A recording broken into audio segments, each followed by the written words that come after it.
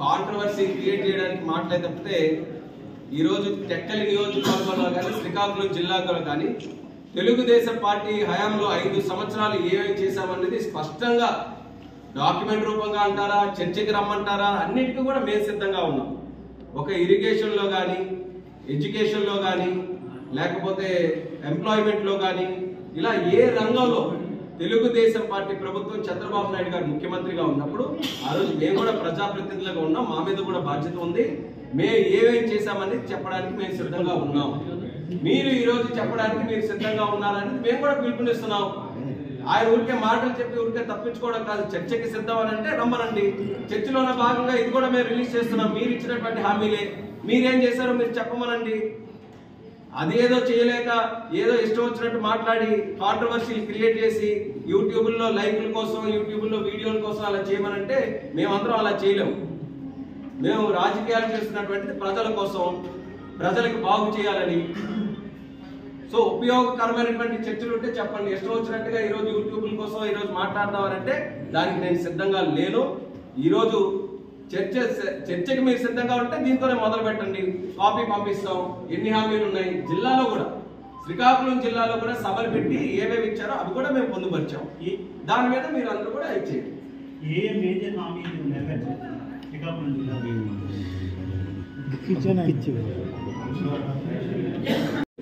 ఒక స్టేడియం పూర్తిగా అమలు చేసినటువంటిది లేదు.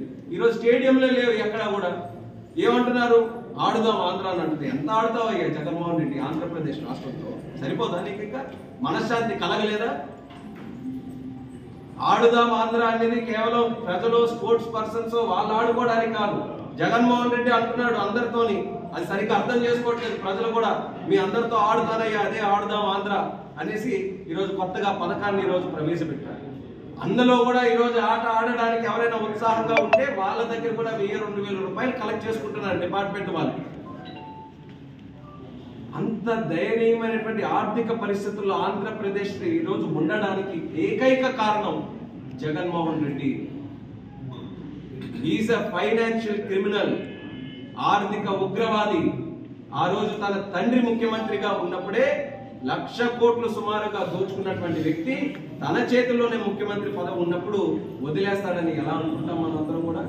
అందుకనే రికార్డు బ్రేకింగ్ స్థాయిలో ప్రపంచంలో ఏ ప్రజానాయకుడు, ఏ రాజకీయ నాయకుడు సంపాదించుకోలేనటువంటి ఆస్తి ఈరోజు జగన్మోహన్ రెడ్డి గారు ముఖ్యమంత్రిగా ఉంటూ ఈ రాష్ట్ర తాలూకా ఆస్తిని అందరినీ కూడా కొల్లగొట్టి తన మాత్రం లోటస్ పాండ్ల మీద లోటస్ పాండ్లు కట్టుకుంటున్నాడు.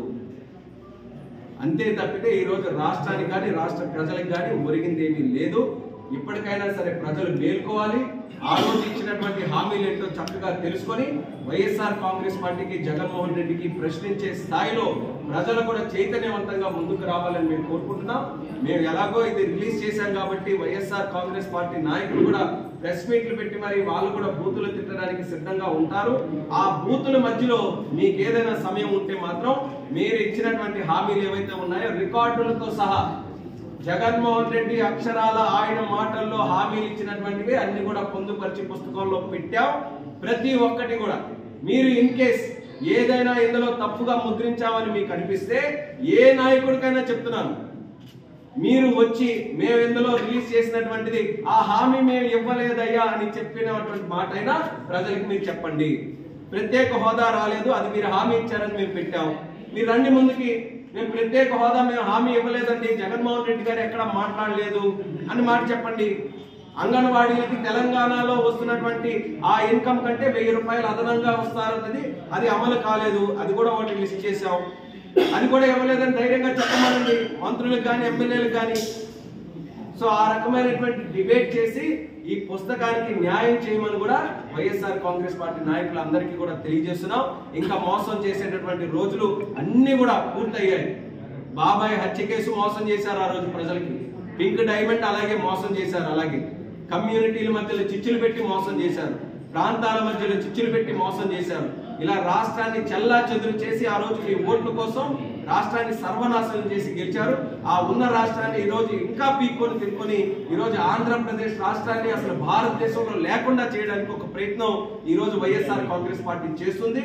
అందుకనే ప్రతిపక్ష శక్తుల కింద ఈ రోజు ఉన్నటువంటి తెలుగుదేశం పార్టీ కానీ జనసేన కానీ అన్ని కూడా కలిసి రాష్ట్రాన్ని మళ్ళీ గాడిలో పెట్టాలి, ప్రజాస్వామ్యాన్ని కాపాడాలనే ఆలోచనతో ఈ రోజు కలిసికట్టుగా పోరాటం చేస్తున్నాం. 160 సీట్లు దాటి ఖచ్చితంగా ఈ యొక్క పొత్తుతో ఉన్నటువంటి ప్రభుత్వాన్ని ఏర్పాటు చేస్తామన్నది కూడా ఈ సందర్భంగా తెలియజేస్తూ మీడియా మిత్రులందరికీ కూడా మరొకసారి ధన్యవాదాలు తెలియజేస్తూ సెలవు తీసుకుంటాం.